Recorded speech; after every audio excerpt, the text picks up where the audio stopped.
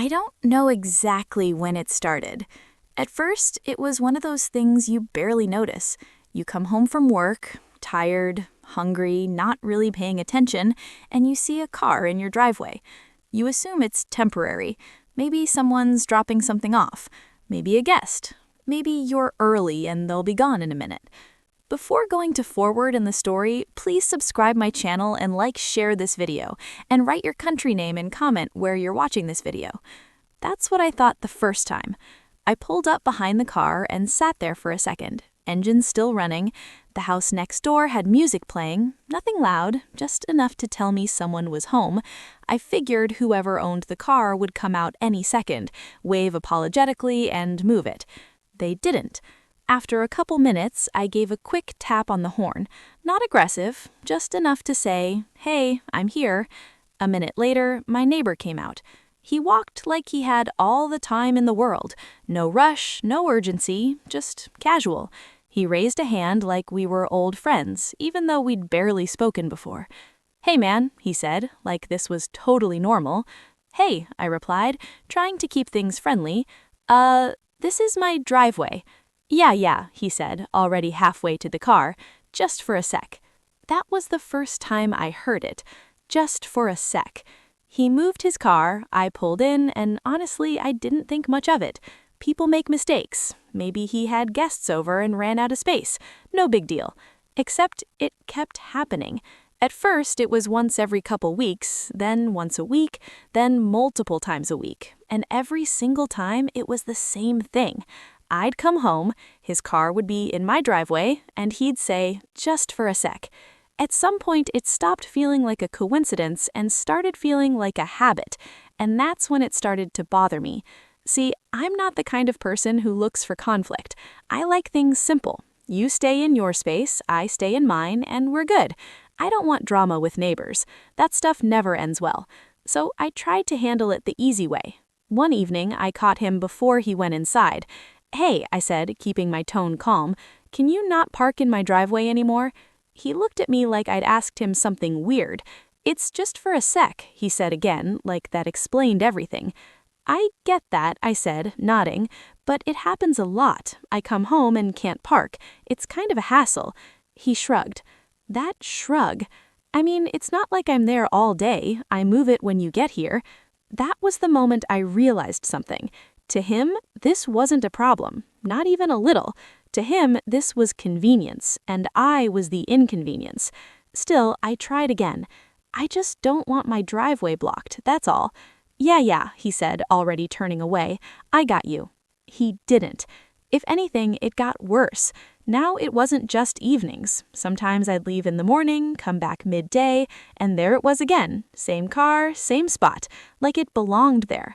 One time, I had groceries in the trunk, heavy stuff, water packs, bags of food, all of it, and his car was sitting right in the middle of my driveway. I had to park on the street and carry everything up. By the time I got the last bag inside, I was sweating and annoyed. He came out right as I was finishing. "Oh, my bad," he said, like always, "just for a sec." I stared at him for a second longer than usual. "You've been here at least 20 minutes. He laughed. "Yeah, well, you weren't here, so..." That sentence just hung there. You weren't here, so... like that made it okay. After that, I stopped trying to be polite about it. Not rude, just direct. "Stop parking in my driveway," I told him one afternoon. He raised his eyebrows like I'd suddenly become unreasonable. "Dude, relax. It's not a big deal." "It is to me," I replied. He gave that same shrug again. "I mean, I'll try," he said. He didn't try. Months went by like this. Same situation, same excuse, same shrug. It became predictable. I'd turn onto my street and actually wonder, is he in my driveway today? And way too often the answer was yes. Friends started noticing too. "You got someone using your driveway?" one of them asked when they came over. "Yeah," I said, "my neighbor." "Why?" I didn't even have a good answer. Because he can, I guess? Because I let him? Because every time I tried to stop it, it just didn't stick. Then came Friday. That Friday. I had a trip planned, nothing huge, just a weekend out of town. I'd been looking forward to it all week. Bag packed, car ready, everything set. I got home early to grab my stuff and head out, and as soon as I turned onto my street, I already knew. I don't know how, but I knew. And sure enough, there it was, his car, right in my driveway. Same position, same attitude, like it owned the place. I sat there in my car for a moment, engine running, just staring at it. Something felt different this time. Not just annoyed. Done. That's the only word for it.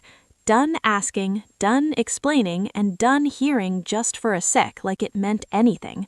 I checked the time. I had a couple hours before I needed to hit the road. Plenty of time. I pulled forward slowly. Instead of parking on the street like I usually did, I turned right into my driveway, right behind his car, close enough that he wouldn't be able to get out. I shifted into park, sat there for a second, then turned off the engine. For a moment, I almost expected him to come running out, like somehow he'd sense it, like this time would be different. But nothing happened. No door opened, no footsteps, just silence. I grabbed my bag from the passenger seat and got out, locked my car, walked up to my front door like everything was completely normal. Inside, I moved around calmly, double-checked my things, phone charger, wallet, keys, all the usual stuff. Except this time there was something else in the back of my mind, a quiet kind of satisfaction. About 20 minutes later, I heard it. A car door, then footsteps, then a pause. I didn't go to the window, but I didn't need to. I could picture it perfectly. Him standing there, looking at the situation. His car, my car, no way out. A minute later, there was a knock on my door. I didn't answer. Another knock, louder this time. "Hey," he called out, "you blocking me in?" I stayed quiet. "Come on, man, I gotta go." I picked up my bag and headed toward the back of the house, away from the door. Another knock, then a few more. Then silence. About 10 minutes later, my phone buzzed. Unknown number. I let it ring out. Then another call. And another. Then a text. "Dude, WTF?" I looked at the screen for a second, then locked my phone. I walked out the back door, went around the side of the house, and got into my car. Didn't rush, didn't hesitate, just got in, started it, and pulled out. As I drove away, I caught a glimpse of him in the side mirror, standing in the driveway, hands on his head, finally understanding. I didn't stop, I didn't wave, I didn't explain. I just drove off, and for the first time in months, my driveway wasn't my problem anymore. The drive out of town felt different that day. Not because of the destination, I'd made that trip before. Same highway, same stops, same routine. But this time, there was something sitting in the back of my mind the whole way. Not guilt. Not really. More like curiosity. I kept wondering how long it would take him to realize I wasn't coming back anytime soon. At first, he probably thought I'd just run inside for something, maybe grab a jacket, use the bathroom, whatever. Then 5 minutes would turn into 10, 10 into 30. Then the realization would start creeping in. I'm not moving the car, and he's not going anywhere. About an hour into the drive, my phone buzzed again. I glanced at it while stopped at a red light. Same number, another call. I let it ring out. A second later, a new text came through. "Seriously, man, move your car." No punctuation, just frustration. I stared at the message for a second, then set the phone down again. Kept driving. By the time I got to the highway, the calls had started stacking up. Missed call after missed call. Voicemails too, though I didn't listen to them. I didn't need to. I could already imagine the tone. First annoyed, then confused, then angry. It was predictable. Kind of like just for a sec. I stopped at a gas station halfway through the trip. While the tank was filling, I finally checked my phone properly. 8 missed calls, 3 voicemails, 5 texts. The latest one read, "Are you serious right now?" I almost laughed. Now it was serious. Now it mattered. I leaned against the side of my car for a moment, thinking about all the times I'd come home and found his car sitting there. All the times I'd had to wait. All the times I'd been inconvenienced in my own space, and every single time it was nothing. It's just for a sec. Funny how fast things change when it's your problem. I put the phone back in my pocket without replying. finished filling up, got back in the car, and continued the drive. When I finally reached my destination, it was already getting dark. I checked into a small hotel, nothing fancy, just a place to sleep, dropped my bag on the bed, kicked off my shoes, and sat down. For the first time since leaving, I actually opened the messages again. There were more now, a lot more. Some of them were just repeats. Move your car, call me, dude, come on. But others had a different tone. How long are you going to be gone? I need to leave. You're blocking my car in. That last one stuck out. You're blocking my car in. I shook my head slightly. Yeah, that's the point. I finally listened to one of the voicemails. His voice came through, tense and irritated. Hey man, I don't know what you're doing, but this isn't funny, all right? Move your car. Click. No apology, no acknowledgement of anything, just the same mindset. He walked up to me faster than I'd ever seen him move. Not angry like before, not casual either, just tense. Like someone who'd been stuck in the same situation way longer than they expected and didn't know how to act about it anymore. Man, what was that? He said, stopping a few feet away from me. You really left me blocked in all weekend? I closed my car door slowly and leaned against it for a second. You've been parking in my driveway for months, I said, calm and even. He ran a hand through his hair, clearly frustrated. Yeah, but I told you, it's just for a sec, he said, almost automatically, like it was still his go-to answer. The moment the words came out of his mouth, we both noticed it. That same phrase, that same excuse, but this time it didn't land the same. I looked at him, not annoyed, not raising my voice, just steady. Was this just for a sec? I asked. He opened his mouth, then stopped, glanced back at his car, then at mine, then back at me. No answer. 3 days, I added. That's not a sec. He let out a breath, longer this time, like some of the frustration was leaking out of him. Okay, yeah, but you didn't have to do all that, he said. You could have just told me you were leaving. I tilted my head slightly. I did tell you something, I said, multiple times.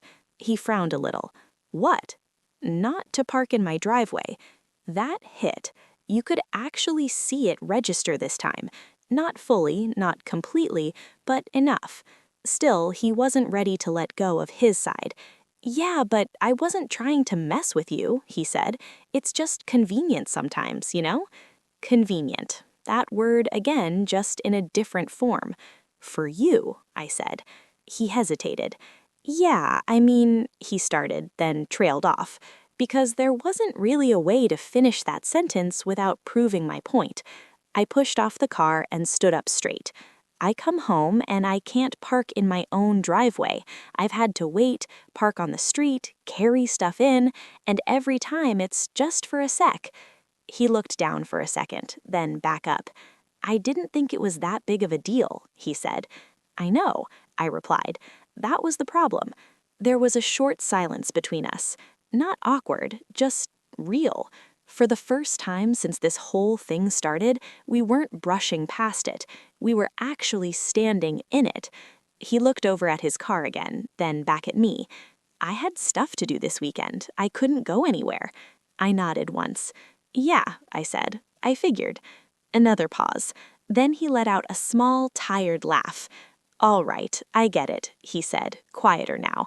Like, really sucked. I had to cancel plans, had to get rides from people. It was a mess. He shook his head, almost at himself. Didn't think it'd be like that.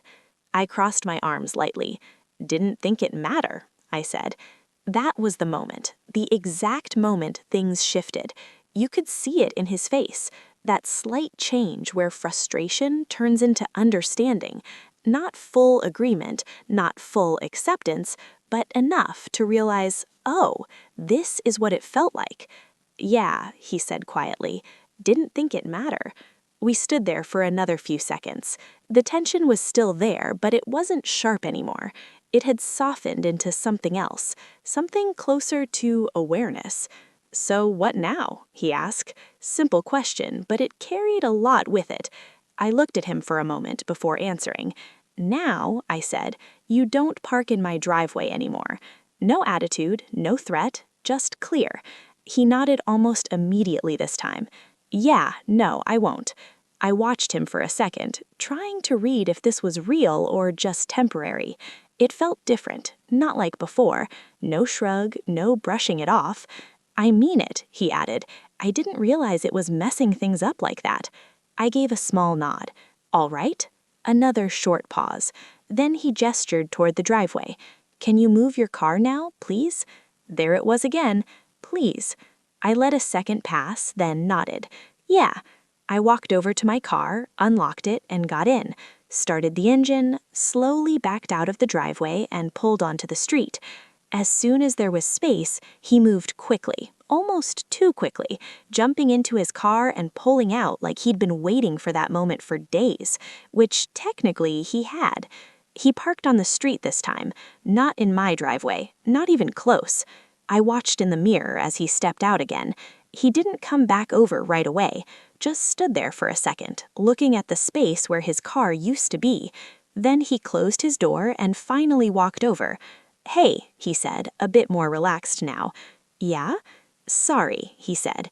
Just one word, but it was the first real apology I'd heard from him. I looked at him for a moment, then nodded once. "All right?" He gave a small nod back, then turned and headed towards his house. No extra comments, no jokes, no shrug. I pulled back into my driveway after he left, parked right in the middle, sat there for a second with the engine off, just noticing the quiet. It felt different, not because of what happened over the weekend, but because something had finally clicked. A line had been drawn and understood. That evening, I went about my usual routine. Unpacked my bag, got settled, made some food. Every now and then I'd glance out the window, half expecting to see his car there again. Old habits. But it wasn't. His car stayed on his side, where it should have been all along. Later that night, I stepped outside to take out the trash. As I walked back, I saw him sitting on his porch. He looked up and gave a small nod. "Hey." "Hey," I replied. No tension, no weirdness, just normal. And that's when it really sunk in. It was never about the driveway, not really. It was about respect. And for the first time since this whole thing started, it was finally there. The next morning felt normal, almost too normal. I woke up, went through my usual routine, coffee, phone, a quick look outside, and for a second, I actually forgot to check the driveway. That had become a habit over the past few months, like checking the weather or locking the door, something small but constant. But this time, it slipped my mind, until I stepped outside. My driveway was empty, exactly how it should be. No car, no obstruction, no reason to pause or think, just space. I stood there for a second longer than I needed to, not because anything was wrong, but because nothing was wrong, and that felt new. On my way to work, I passed his house. His car was parked along the curb, right in front of his place, straight, within the lines, not cutting into anyone else's space. It looked almost out of place there, like it had been moved to a new spot it should have always been in. I didn't think much of it at the time. One day doesn't prove anything. People can change for a day, maybe even two. But habits? Those take longer. When I came back home that evening, I felt that same small instinct kick in, that quiet question in the back of my head. Is he there? I turned onto my street, slowed down a little, and looked.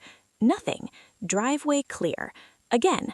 I pulled in without stopping. No waiting, no irritation, no just for a sec. Just a smooth, simple end to the day. Inside, I tossed my keys on the counter and dropped onto the couch. It was a small thing, a really small thing, but it changed the entire feeling of coming home. Over the next few days, I kept noticing it. Every time I left, empty driveway. Every time I came back, still empty. No surprises, no interruptions, no excuses. But I didn't fully trust it yet. Not because I thought he was a bad guy, just because I'd seen the pattern for too long, and patterns don't disappear overnight. Wednesday evening, I got my first real test. I came home later than usual. It was already dark, streetlights on, everything quiet.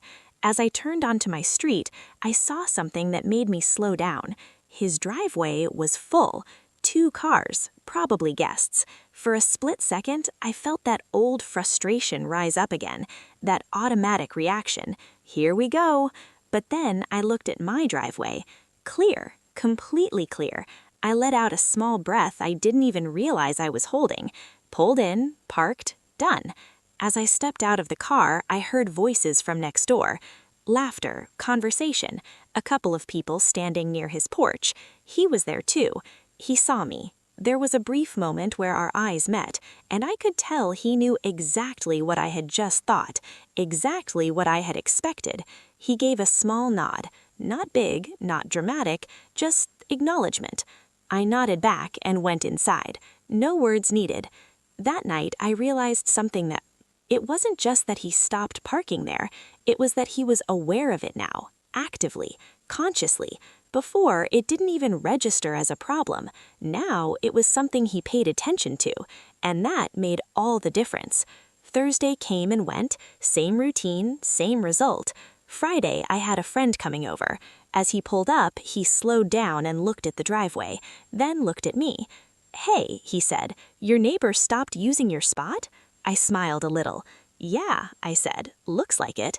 He raised an eyebrow. "What did you do?" I thought about it for a second. There were a lot of ways to answer that, but I kept it simple. Just made a point. He laughed. "Well, it worked." That evening, we sat outside for a bit, just talking. At some point, my neighbor came out. He hesitated for a second when he saw us, then walked over. "Hey," he said. "Hey," I replied. He nodded towards my friend. "What's up?" They exchanged quick greetings, nothing deep. A couple weeks passed, then a month, and nothing went back to the way it was before. At first, I kept expecting it. Not every day, but every now and then, that thought would pop up again. Maybe today he'll slip. Maybe today I'll come home and see his car sitting there again like nothing ever happened. Old habits don't just disappear. At least that's what I believed. But every time I turned onto my street, it was the same result. Clear driveway, no hesitation, no frustration. Just normal. After a while, I stopped checking. Not consciously, at least. It just faded out of my routine. That little moment of tension I used to feel when pulling up, gone. Replaced with something a lot quieter. Peace, I guess. One evening, I came home a little earlier than usual. The sun was still out, casting that warm, late afternoon light across the houses. Kids were riding bikes down the street, someone was mowing their lawn, and everything felt easy. As I pulled into my driveway, I noticed my neighbor outside. He was washing his car in his own driveway, hose running, bucket beside him, music playing softly from somewhere inside his house. He looked up as I parked. "Hey," he said, raising a hand. "Hey," I replied, stepping out. For a second, I thought about just heading inside like usual, but something felt different. Not in a big, dramatic way, just settled. "Car's looking clean," I said, nodding toward it. He glanced back at it and smiled slightly. "Trying to keep it that way," he said. There was a short pause, not awkward, just quiet. Then he did something I didn't expect. He turned off the hose and walked a few steps closer. "Hey," he said again, a bit more serious this time. "Yeah?" He took a breath, like he was choosing his words. I know I said it before, but I really didn't realize how annoying that was, he said. "Parking in your driveway like that." I didn't interrupt, just listened. "I guess I just got used to it. Didn't think about it from your side." He gave a small half shrug, but not the old kind, not dismissive, just honest. "I get it now," he added. I nodded slowly. "Yeah, that's all I wanted." He looked relieved hearing that, like the whole thing had been sitting in the back of his mind longer than he let on. I mean, I wouldn't like it either. Coming home and someone's just in your spot like that? I gave a small half smile. "Yeah, it gets old." He let out a short laugh. "I bet." Another quiet moment passed. Then he gestured toward the driveway. "Won't happen again, for real." I believed him. Not because of the words, but because of everything that came after that weekend.